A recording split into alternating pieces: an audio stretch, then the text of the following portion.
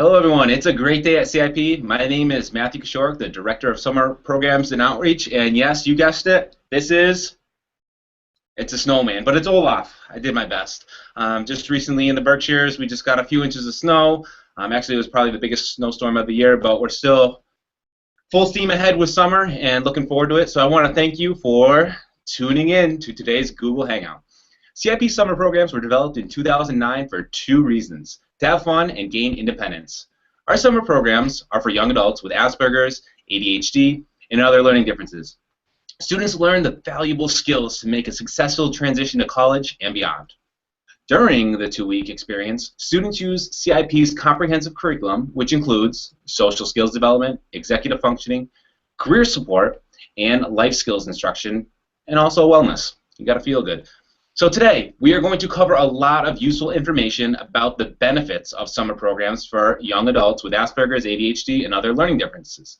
I'm very excited to have with me today Kevin Trimble, the Assistant Director and Head Counselor at Camp Akeela. Thank you for joining us today, Kevin. And Brendan, a student who attended Camp Akeela and now is enrolled full-time at the College Internship program. He also holds an internship at CIP's National Office in the Marketing Department. Unfortunately, Priscilla Gilman will not be able to join us today as the bug has got into her house, and she's not feeling up to it today. So we hope her to get well very soon, get some rest, so she's back on her feet shortly. So during this presentation, I encourage you to submit as many questions as you have. At the end of the presentation, we will be answering as many as we can. If we're unable to get to the questions, you can feel free to contact me anytime, or Kevin, or Brendan. If you want to get in touch with me, the best number to reach me at 877-566-9CIP, and Kevin will also be providing his contact information as well. So first off, I would like to introduce Kevin Trimble from Camp Akeela. Kevin lives in Philadelphia, and worked at Camp Akeela for 5 summers. He started in 2009 as an account intern and has spent his other summers as a counselor, program director, and head counselor. In October 2013, he joined Akeela full-time and as the assistant director. He is responsible for finding and hiring the amazing counselors who work with their camps. Kevin also helps the camp recruiting process, programming planning, staff training, communication, camp families, and everything else. There is a lot that goes on with running a camp that goes on making Camp Akeela run smoothly. So thank you so much for joining us today, Kevin. Of course. Thanks for having me, Matt. It's great to be here. And thanks for the intro. I wasn't expecting that. But yeah, thank you all for joining too. I'm really happy to be here and talk to you guys more about Akeela and the benefits of summer camp, and specifically overnight summer camp. We run a traditional overnight summer camp for 3rd graders through 10th graders. We also have a travel program that's for 11th and 12th graders that's called Beyond Akeela that I won't talk so much about in this presentation, but happy to field some questions later about that program. And certainly, like Matt said, don't hesitate to give me a call or shoot me an email afterwards. Always happy to talk about camp. One just quick thing to add to Matt's introduction of how I got here. So I don't know if you see on the slides, I got my master's in science of accounting at Wake Forest. Also did my bachelor's degree there in accounting. And you might be asking yourself, how is this accountant now working with children on the spectrum, and also a camp director or assistant director? And I always loved working with kids and worked at day camps, sport camps growing up. I went to those camps as well. Sports was a big part of my life and kind of how I interacted with kids a lot. And I really fell in love with camp and Akeela's community in 2009 when I joined as the accounting intern. And I've certainly fell much more in love with the camp side of things and less in love with the accounting side of things. And so I kept returning to camp, as Matt said, in different positions: cabin counselor, program director, head counselor, which I'm doing now. And once I was offered the position to work full-time, as Matt said, in 2013, it was kind of a no-brainer for me. So Matt, I don't have any snow over here, and I'm very thankful for that, but it has been tough for me as a California boy to figure out how to manage these East Coast winters. But anyway, so here's just a quick preview of what I'm going to be talking about today. Just like we do at camp, we really love to preview what's going to happen at every moment of the day with our campers. I'm going to preview with you all what I'm going to be talking about today. So firstly, I'll be talking about how we're working on social skills specifically at Akeela. I'll talk about the benefits of having both structured and unstructured time at camp for our campers and the different skills we can work on there. Executive functioning, independent living skills, as Matt also mentioned, I'll be talking about those and how we're working on them specifically at Akeela.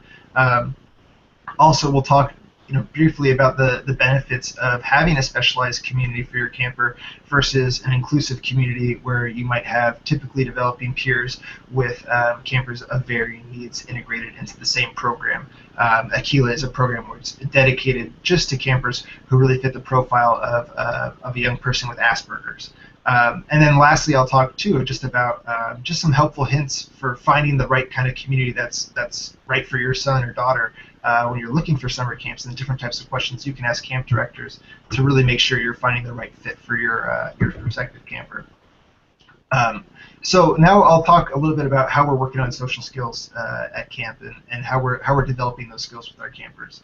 One really awesome advantage that we have at camp is that our campers can now just focus on their social lives. We don't have to worry about this big thing called school. And that's a lot to balance for our campers in their regular home lives, right? They have homework, tests to study for. All these things can be, distractions to their everyday social lives that we want to help them develop and help them develop the social skills in. So camp's a great place for them to really just focus on having fun. And we're intentionally working with our campers on their social skills while they're having fun at camp.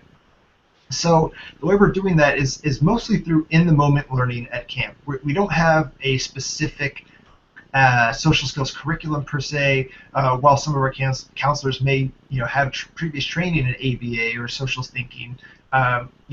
We're not in a social skills classroom that meets once a week with the same group of campers. We're at camp. It's a fun, traditional summer camp program, but we're infusing social skills development into each day. And the people who are doing that mostly are really the counselors. And we hire a really amazing staff of people who come from backgrounds in education, special education, psychology, OT, other different social services as well, and they're the ones who are infusing the social skills learning into each day of our camp program. And so that's really kind of in-the-moment feedback.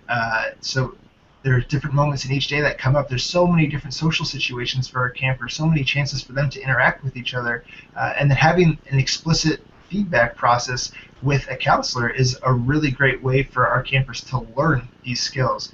There's been research that's shown that not necessarily, or using like a role modeling as a technique, which is often a technique used at maybe a mainstream summer camp or even in school settings, that's not necessarily an effective way for our kids to develop social skills. Having more explicit feedback from in our case, these really cool 21, 22-year-olds who are just graduating college or in their last year or so can go a long way with our kids to help them develop this skill set. So just an example of how this might actually look at camp. Let's say we have a camper who just loves to talk about dinosaurs, loves dinosaurs, and has this great encyclopedic knowledge of dinosaurs, and likes to talk to people about dinosaurs and can become disinterested when the topic changes away from dinosaurs. Counselors are going to notice that with our campers. We have a 1-to-2 ratio of staff to camper in cabins, about 4 counselors and 8 campers in each cabin. They're going to help campers make more successful social choices. So they'll notice that a camper is talking with someone just about dinosaurs, and then maybe they'll process with that camper after a few days of developing a relationship with that camper. Asking questions like, how would you feel if Timmy was just talking with you about baseball and not giving you a chance to talk about things that you're interested in? Having more, helping the camper process these things, figure them out on their own, but also delivering explicit feedback too, goes a long way to help our campers develop these skills. And we find that it might sound scary to hear like explicit feedback, but our campers are so motivated socially to connect with their peers and develop these friendships that it often goes really smoothly, and developing a relationship with the campers is certainly a big piece of that.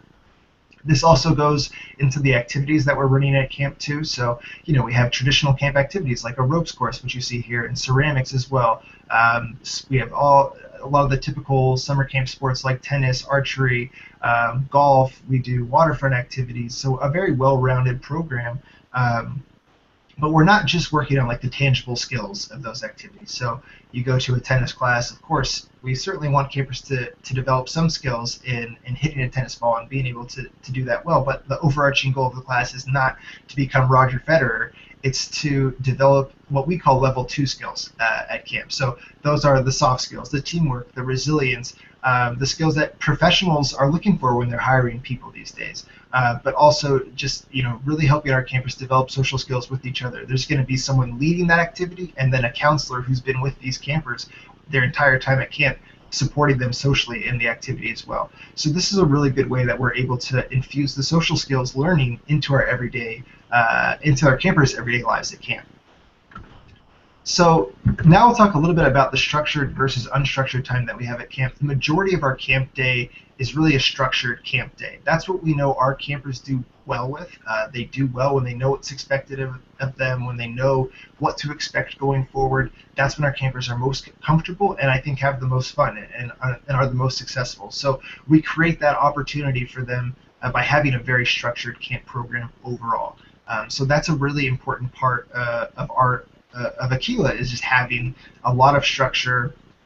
Campers really know what's expected of them. We preview the day with them, and we even preview like what's going on that night. The morning of or the night before. We're always going to be talking with our campers to help them know what's going on. And part of having a structured camp program is that campers will also get to try new things now. And we do a lot of challenge by choice. We're never going to force a camper to do anything they don't want to do, but this really gives them an opportunity to push themselves to try new things and learn that they can accomplish these things maybe that they didn't think they could before. So we also now have unstructured time at camp. Kind of the most predominant time that we have for that is called free time, which is just about an hour before lunch. And that is really when our campers are going to have a choice to make. They're going to be the ones taking initiative to find a new activity to do, to ask a counselor to go with them to the jumping pillow, because that's where they know some of their other friends are. So working on self-advocacy and taking the initiative to do a new activity.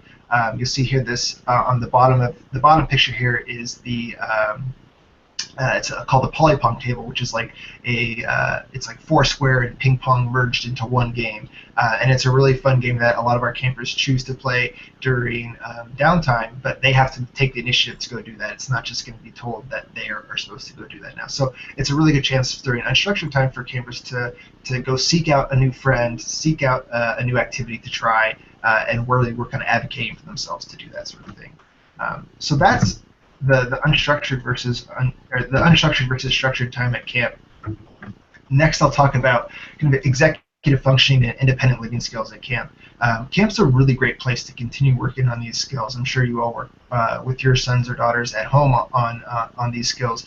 Camp's a great place to continue that work. So we really practice living in a community where everyone has different jobs and chores in the cabin. This is part of our cabin cleanup process each day.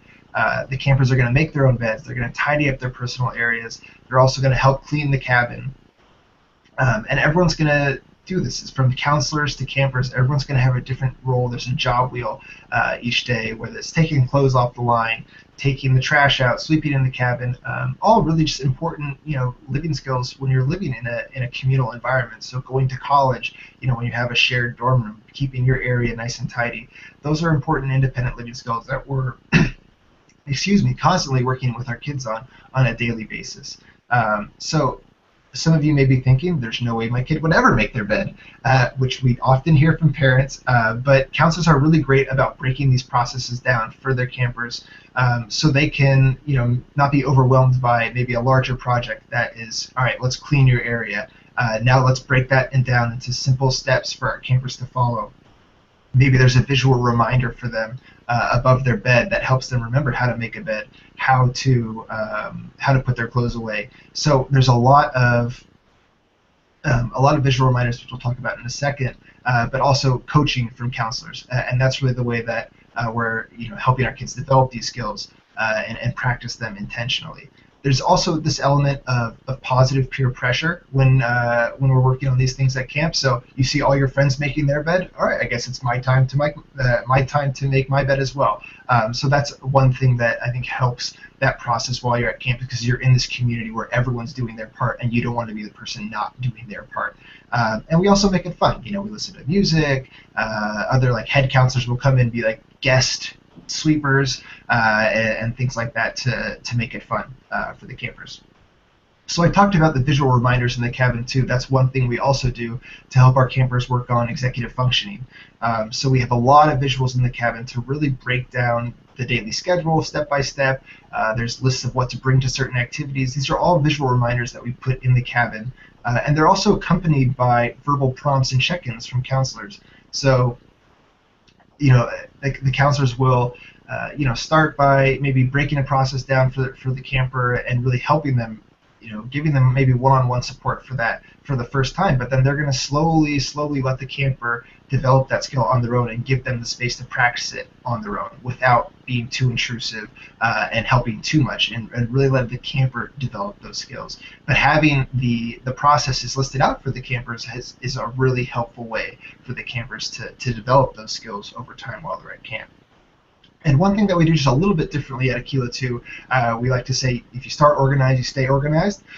So this is one thing that we also help with our campers. Our campers keeping their areas tidy. We'll actually have campers send their bags to camp before they get to Akeela. This is a chance for the counselors to make their beds for them and tidy up their personal areas, clean everything, label everything. So when the campers get to camp, they're just ready to have fun. Now they don't have to worry about the anxiety of making my bed and that sort of thing.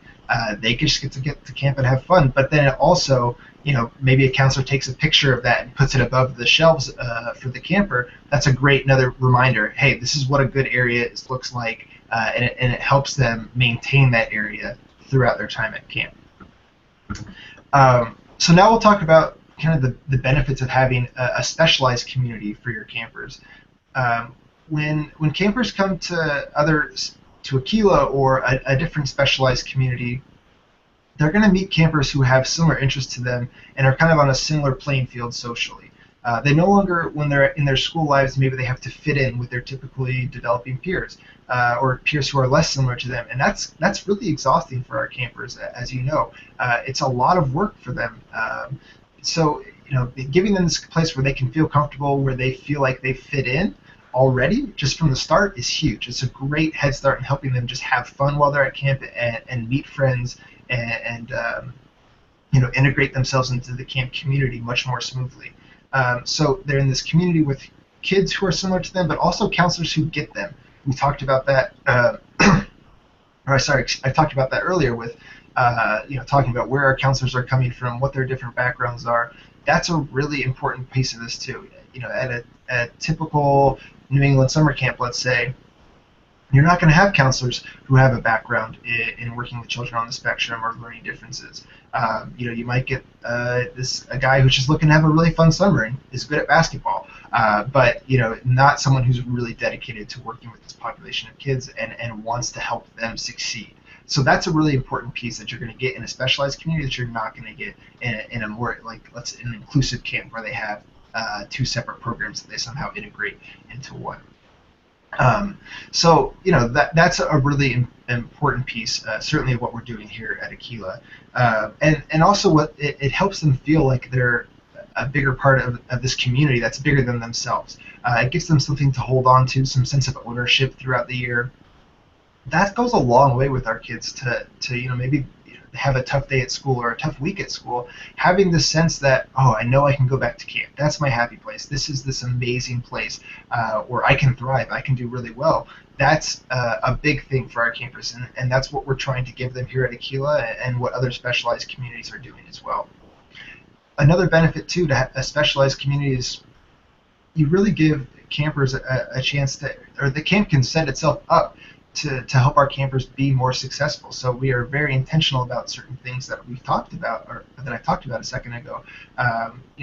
we're intentional about how we structure the camp. There's no surprises because we know our campers don't like surprises, so we don't do color war breaks or anything like that. We know that's something that's not going to help them be successful. We know that they have some sensory processing things going on sometimes. So, making sure that there's quiet spaces in camp for them to go to if they feel like they need a break from the stimulus. Those are things you might not get at a typical summer camp, or might be stigmatizing for your camper at a typical summer camp. Whereas this is like a special thing that we're doing for John because he needs it. But these other campers are just going through, let's say, a regular camp day. That can be stigmatizing for John and not going to help him necessarily integrate into the program. So having a more specialized community is really helpful. We found for our kids. And we have found that our campers can get through let's say a mainstream camp with their typically developing peers. They can do that. They'd be fine, get through camp, but maybe they don't make a friend. Maybe they spend more time with their counselors instead of their peers. In a specialized community, it really gives them and sets them up for a better chance to thrive. Thriving is what we're seeking at camp. That's what we want our kids to do. We don't want them to be fine. We want them to thrive, to make friends, to have a successful camp experience that they can brag about when they go back to school. That's really, I think, one of the biggest benefits you get to a specialized community.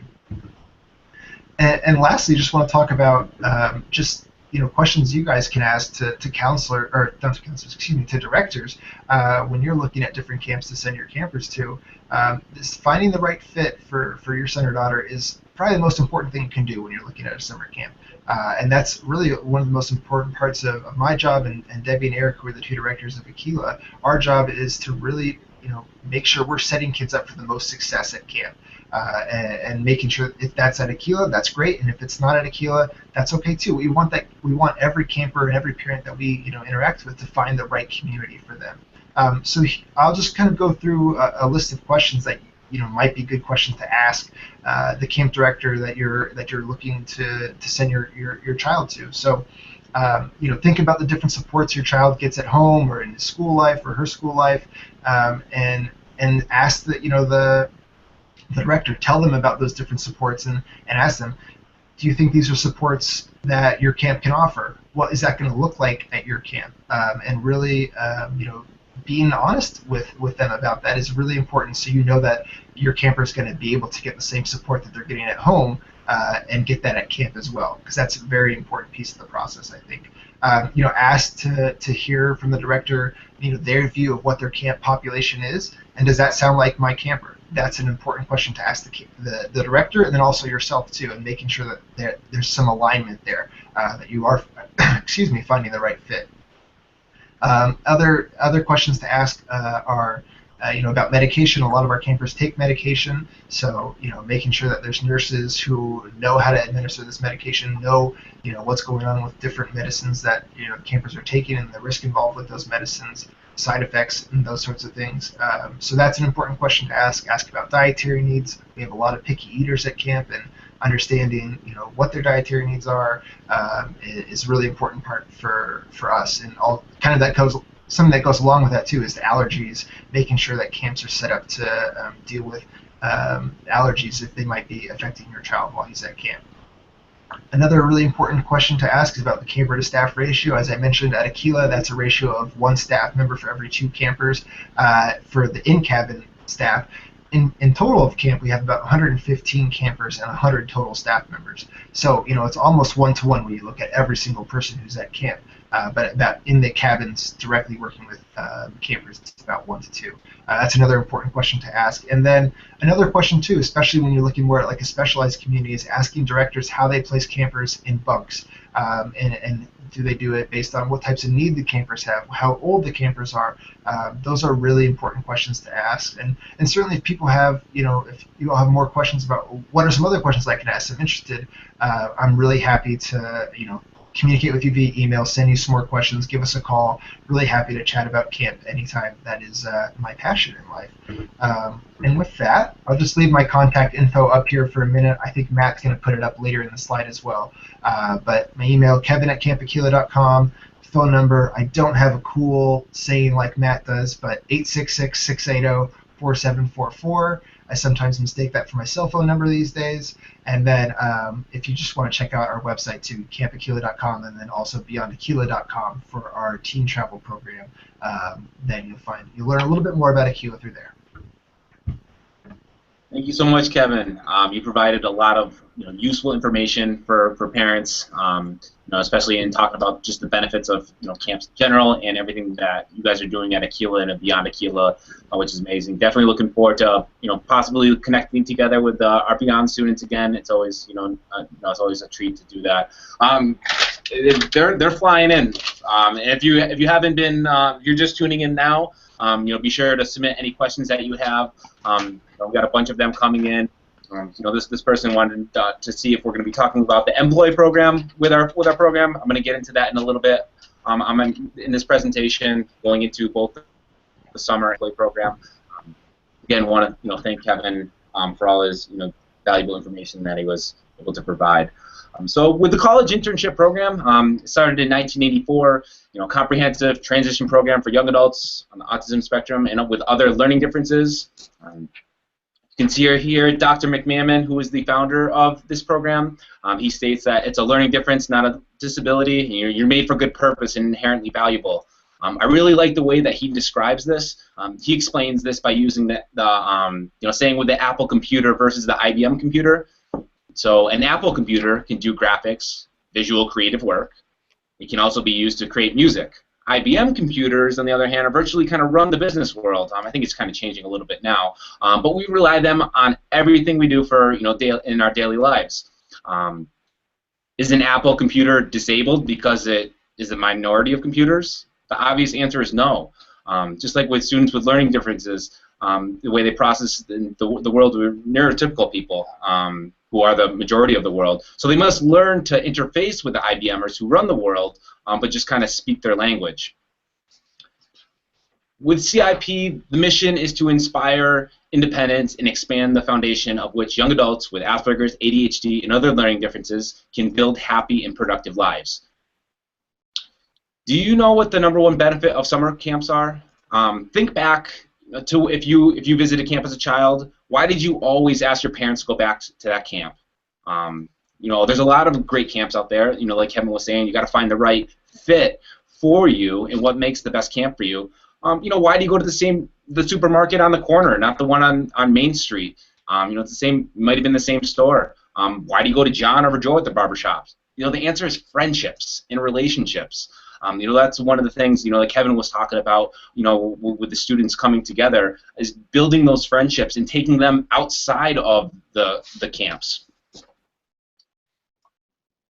This is a place where kids make the very best friendships. It's awesome to see, with these students that are coming from all over, the world. For instance, there was this one of our camps last year. It was at the Berkshire program. We had 18 students, and we had students from all over like Jordan, Massachusetts, New Jersey, Pennsylvania. But they kind of created this dream team. It was kind of like a clique. They came together, and there was 8 of them, and super connected. I followed up with all the families after, and they were just so glad that they kind of created this, a Facebook group page where the dream team was able to kind of connect back and talk about all of the struggles or things that were going on in their lives. So within this 2-week program, they were able to kind of take that relationship outside of, which I was talking to Kevin earlier about it. It seems like over the past few years, this is becoming more and more common. With the technology being much easier for that. With social skills, we use a lot of Michelle Garcia Winner's social thinking curriculum. We tap into this and apply it during the program in real situations. Teach on the go. So applying the curriculum in the morning. So if we were doing a social dining and chit chat workshop, going into the evening where we might be, sitting down for dinner. How do you have those conversation starters? Working on money management and tipping. So with some of the other benefits, developing lifelong skills, unplugging from technology, gain resilience, experience success from being and building confidence. So for those that have been away from home and at a summer program or camp, think back to what the 5 things that you gained from your experience. Write them down. Take a minute right now and just think back and write those 5 things down.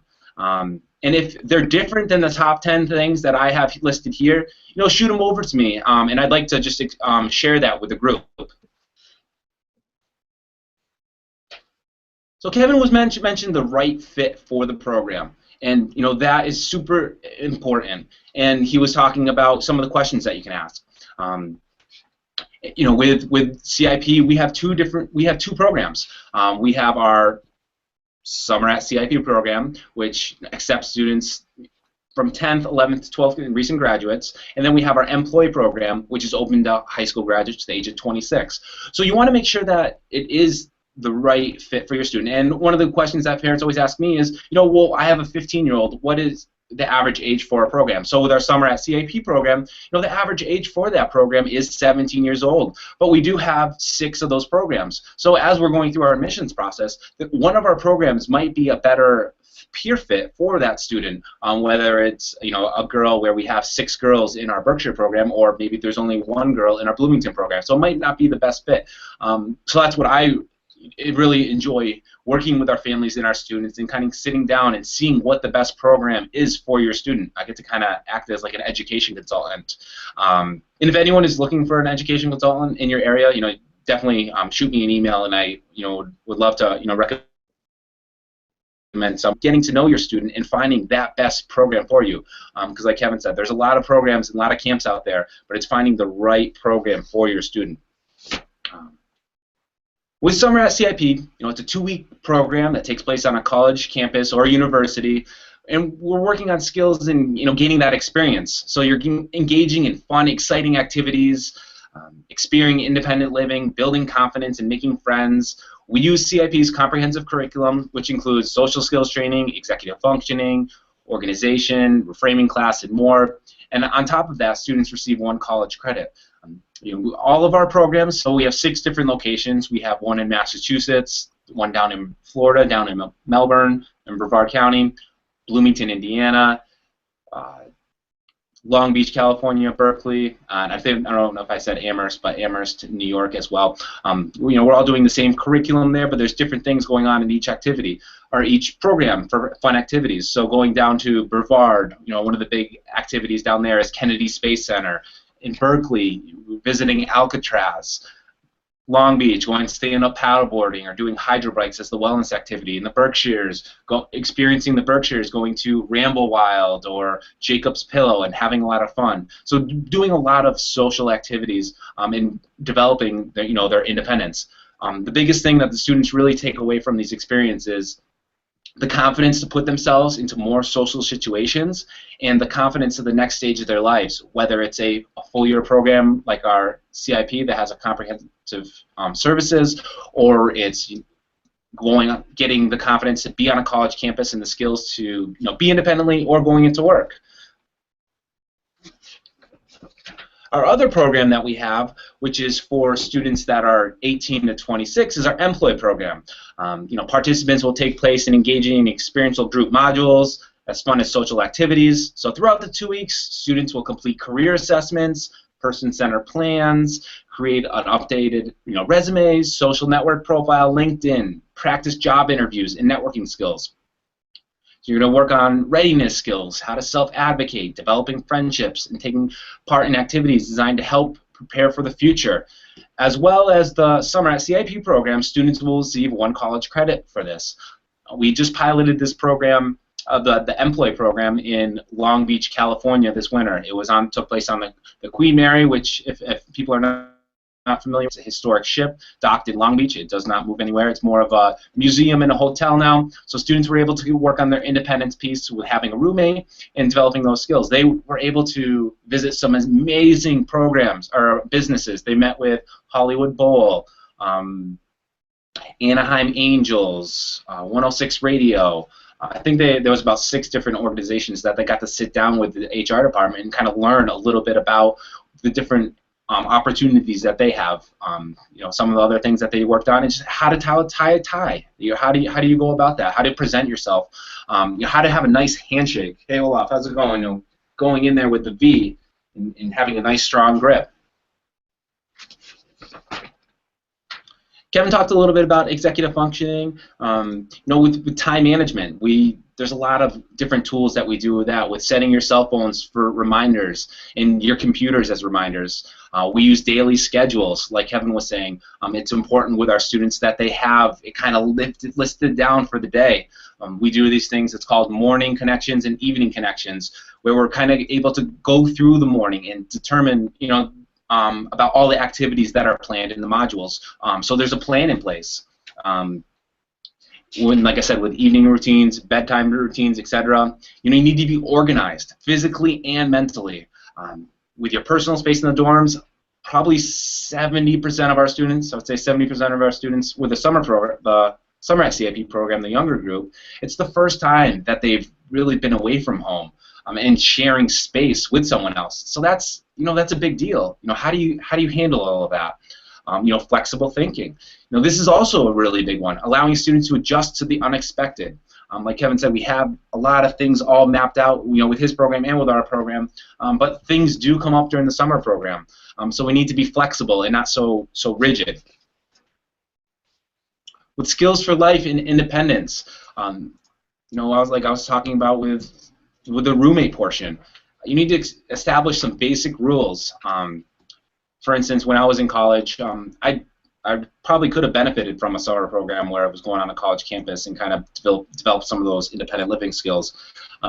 My freshman year, I commuted, and day two, I'm a social butterfly. I need to be talking with everyone. I knew I wasn't gonna meet any friends. I was going to class, sitting down, and just commuting home. So I talked to my dad. He was able to kind of get me into college. So I was into a forced triple. For those of you that don't know what a forced triple was, there was two roommates in a room, and they brought a bed in and some furniture and said, "You guys are having another roommate." So obviously they weren't too happy with me.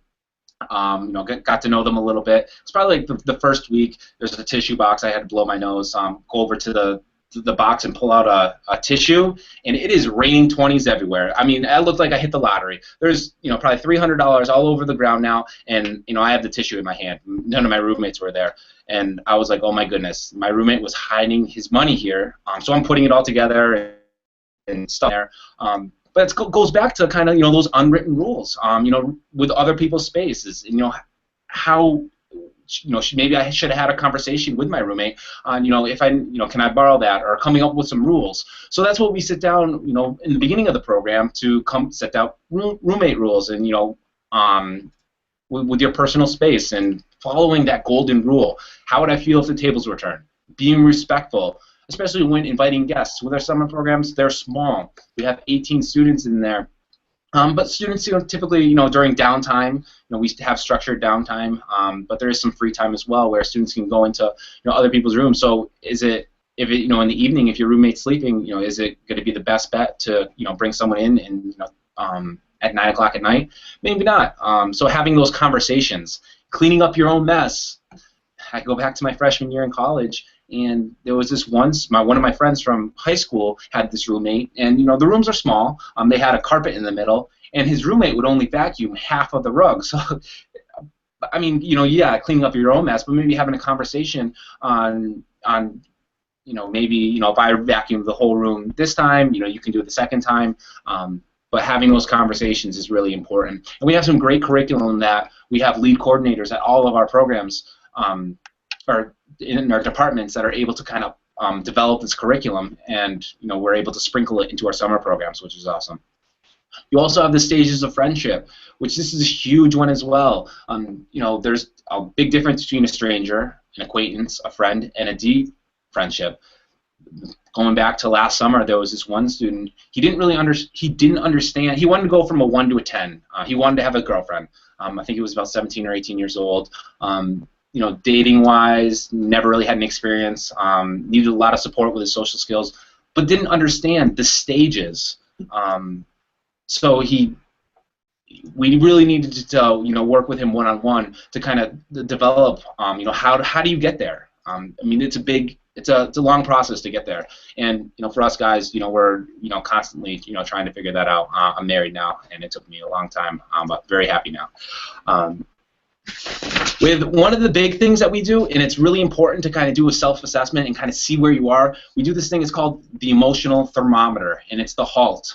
So if, I'm not sure if anyone out there has heard of this, but HALT stands for hungry, angry, lonely, tired.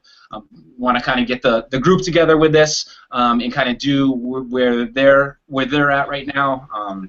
Me and Olaf can go, and then we can go around the hangout land. But like right now, with me, hungry, I skipped lunch. I was, I think, maybe a little nervous about the presentation today, so I had a big breakfast, but I'm probably at like an 8 right now with hunger. After this, I'll go into the kitchen and get something to eat. With angry, so that's the second one. I'm not an angry person at all. I'm at a 0. Lonely.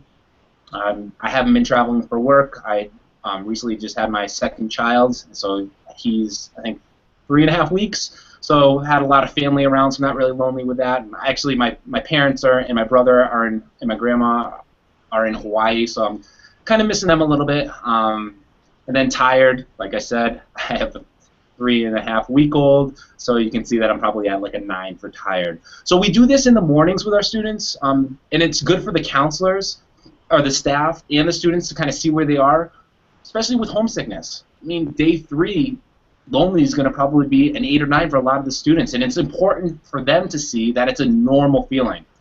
So we're just going to go over to Kevin over at Camp Akeela, and if you can just do your HALT for us.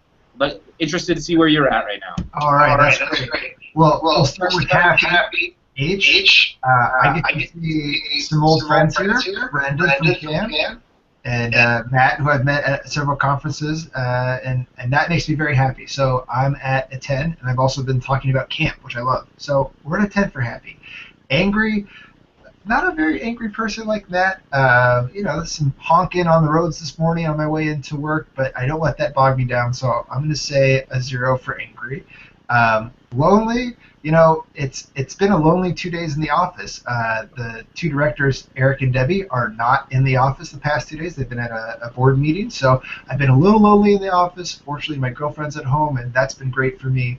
So I'm going to put myself at a 4 for lonely. So I'm not too lonely, but definitely not fully interacting with the people I want to be right now at work. And then lastly, tired. I got my morning workout in this morning, so I'm feeling great. I skipped my coffee, but feeling good. So I'm at a 10. Oh, and I realized that I missed the first one. I said happy, not hungry. That was bad. I'm clearly not a CIP guy yet. Hungry. Hungry, I did skip lunch as well. I'm going to get back to that right after this presentation, just like Matt. Maybe a little bit of nerves before, but I'd put myself at a 9. I'm a big guy and I need a lot of food, so I'm a hungry guy right now. All right, thank you, Kevin. Now over to Brendan. Where's your home for today, right now? I would say I'm hungry. I haven't had lunch yet. I ate around 7 o'clock, so right now it is 1. It's been a couple hours. Hungry, I'd probably say 6. Angry, I'm not really that angry right now, so I'd probably say 2. Lonely, I've been hanging out with some friends last night. Before this, I saw some friends. I wouldn't say I'm lonely. I would say I'm not really lonely. Tired. Last night I was up after hanging out with friends. I was working on some work, some writing. I went to bed around 2, then I woke up around 6. So not a lot of sleep. So I would say I'm very tired right now, but still with that I'm pretty happy. So. That's great. Yeah, so you know it's important that you're able to kind of and doing that where you are. Some people like myself with tired. I know that I need my beauty sleep. I need like 8 to 10 hours a night. So I need to get that. So and it's important to kind of go through this so you can see where you are. Has anyone ever been upset and can't really figure out why? Just just in having one of those moods. So this is one way that you can kind of like assess yourself to see, what's next. And wanted to pass it over to Kevin, who's going to be, connecting with Brendan and kind of talking about his little camp experience. So excited that Brendan was able to join us, and Kevin. So yeah, awesome. All right. Well, Brendan, first of all, so good to see you again. It's been how many years has it been since you were at camp? I went to camp from 2010 to 2013. So 3 years. 3 years. Yeah. Crazy. Well, it's so good to see you and see that you're doing well. But I was hoping to start, if you could just tell us a little bit overall about your overall camp experience at Akeela. All right. My overall camp experience at Akeela. To be totally honest, I could probably talk about this for hours on end, but I'll give you the short version. In 8th grade, I was in a good place. Socially, I wasn't that strong. Then I got news from a teacher of mine, oh hey, there's a camp up in Vermont. One of your classmates went there. So then I was like, I was hesitant at the beginning, but after reconsidering and talking to my parents and my parents looking into Akeela, I went. So my first year, on the bus ride to camp, I met one of my best friends. Shout out to Jared Levy, if you're watching this. Love you, brother. I still talk to this day. My first year at Camp Akeela was a very, very scary time for me because it was the first time I had ever done something like that. But I made a lot of good friends. I really broke out of my shell of the scared, anxious kid and growing into the person I am. The counselors were awesome. I met a lot of good people and all that, and I grew. Yeah, there were some hard times, but it was one of my happiest times in my life, even to this day. My second year, it wasn't as good as my first, but it was still enjoyable. The counselors were still good. The people were still good. I don't want to say worse, but it was different. It was a different experience. And, my third year, I really enjoyed. It was my last year being a regular camper.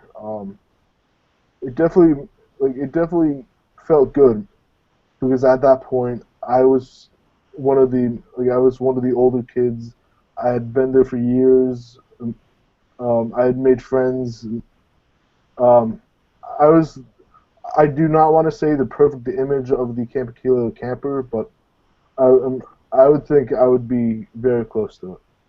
Then my fourth year, it was a different type of year because, like Kevin said, they have a travel program. When I was going to camp, my fourth year, it was more of a how would you describe it, Kevin? So the Beyond Akeela program is really now it's a travel program for older teens in 11th and 12th grade. At the time, it was an in-camp program when Brendan was doing it, but it's really a program that has all the social skills, executive functioning, independent living skills, stuff that I was talking about earlier with our regular camp program, our main camp program. We bring that on the road with us and also work on skills that are going to be really important for life after high school. So we work on cooking for yourself, doing your own laundry, grocery shopping, money management, a lot of these different skills that are so important for our campers once they're taking that next step after college, and working on the self-advocacy piece of that as well. Because once you leave high school, a lot of services that you might get through an IEP or because your mom told you need to do this, you don't have that anymore when you're living on your own. So developing the self-advocacy to seek out these services and to practice these independent living skills that you really need. That's what the program is really designed for. And now it's a travel program. So instead of being at camp, they're living these experiences on the road all throughout New England and into Canada as well. All right, thank you. So even to this day, it definitely wasn't a very good stepping stone to where I am right now. My 4th year of camp was the summer between my junior and senior year of high school. So it really gave me a good glimpse of what life was like outside of living at home in high school. So looking back, like it has been years since I was at camp. Looking back, it definitely changed my life even to this day. So I would say my camp experience was one of the best experiences of my life. So that's great, Brendan. And you mentioned how in your 3rd year it felt really great to be one of these older campers in camp. I could tell when you were there how much ownership you felt over Akeela and how much you felt like a leader at camp. And that was a really cool thing to see. From that first time you were at camp, when, like you said, you were not as excited to be there, not as thrilled to be at camp, and then once you got to that point, 2 or 3 years later, you had this amazing sense of ownership over Akeela, and that was one of the really cool things that I saw in your camp experience while you were with us. What was your favorite part about camp? My favorite part of camp, I would say making new friends. I would say doing activities, learning new stuff. Just camp itself. Just going up there, going to Vermont, was a blast. I definitely say just camp itself as a whole experience was my favorite part of camp. Nice. Awesome. The magic of camp. It's a hard one to describe sometimes, but I totally get what you're saying there. You mentioned when you first came to camp, you were a little nervous, you were a little anxious, probably a little homesick, I'm assuming. How did you deal with homesickness, and what helped you get through it while you were at camp? How I dealt with homesickness. I would do I would distract myself. My first year of camp, it was about the 7th night, and it was a weekend. We were eating pasta on a bench in the main lawn. How Camp Akeela is set up, there's a main lawn, and my bunk was sitting there. I was eating, like I said, I was eating pasta, and out of nowhere, I just started crying because I was upset. Well, one of my counselors, he brought me to the side and we talked, and I said, like, I'm missing home. Like I've never felt homesick, but it's really sad. Then we spent the next 20 minutes talking about growing, and this is all natural. So like, as the years went on of me going to camp, I definitely grew, like it definitely lessened, but at the same time it was still there. How I got my mind off, oh God, I miss my mom, I miss my dad, I miss my house, I miss my dog, I miss my life outside of camp, is I distracted myself with all the activities. And at Camp Akeela, there's a lot of activities to distract you with, so it wasn't that hard. There you go. And on top of the activities, talking to friends, talking to counselors, I can definitely say the counselors at camp were very supportive about this because they know how to handle this type of stuff. So. Yeah, that's great. Well, thank you so much, Brendan, for answering these questions. I know we have a few questions from the viewers that we want to get to. So, Matt, I'm gonna throw it back to you. All right. I got a question here, actually from Argentina. Here, let me throw it out. Oh my gosh. From Argentina. Oh my. Whoa. Whew. That was a good throw. That came all the way from Lee to Philadelphia in like a split second. That's amazing. Anyway, so I think the question here reads, what are level 2 skills? So what I was talking about in the presentation regarding level 2 skills is really through the activities that we have at camp. So let's take a tennis class, for instance. A level 1 skill in tennis is being able to hit a tennis ball, maybe with a forehand or a backhand. So it's a tangible skill that you can really practice and see the progress in a very tangible way. A level 2 skill is a step beyond that. So that is a soft skill, teamwork, resilience, leadership, a lot of social skills. Those are the skills that we're working on in our activities that are, I would say, more important than the level 1 skills that we have at camp that we're working on through our activities. So level 2 skills are like the soft skills, leadership, resilience, confidence, those types of skills that we're working on with our kids through our actual camp activities. Okay, we have one more question. We have time for about one more question here. Someone asking about what a great question that Kevin said that you should be asking. So what is that for the CIP summer program? What's the teacher to counselor ratio? And like what's Kevin saying? Like making sure that's the right fit for your students. So how high or low functioning are the students in our program? So with our staff to student ratio, we have 1 counselor to every 6 students. We have 24 staffing, so there's always someone with the students. We have counselors that are with the students in the evenings. So with a program with 18 students, we would have a minimum of 3 staff on at all times, and then you also have the director that's there as well to support the students in that sense. With both our full year program and our summer programs, we have the same student profile. So it's a student that has a documented diagnosis of Asperger's, high functioning autism, or other learning differences, IQ 80 or above.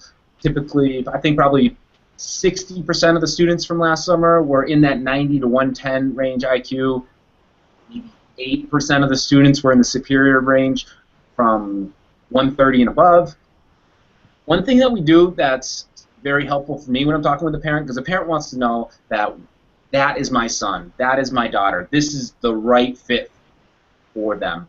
So like I said, you can work with an education consultant, or we do these video contests every year. So we award 3 $1,000 scholarships for students to kind of put a video together of themselves and kind of show them. So if you go to our website, cipworldwide.org, you can scroll all the way to the bottom. There's a purple box, and you can click on our YouTube page. There's a whole summer section that has a lot of awesome videos that our campers and our students have submitted over the years, and just different webinars like this where I've interviewed past participants of the students.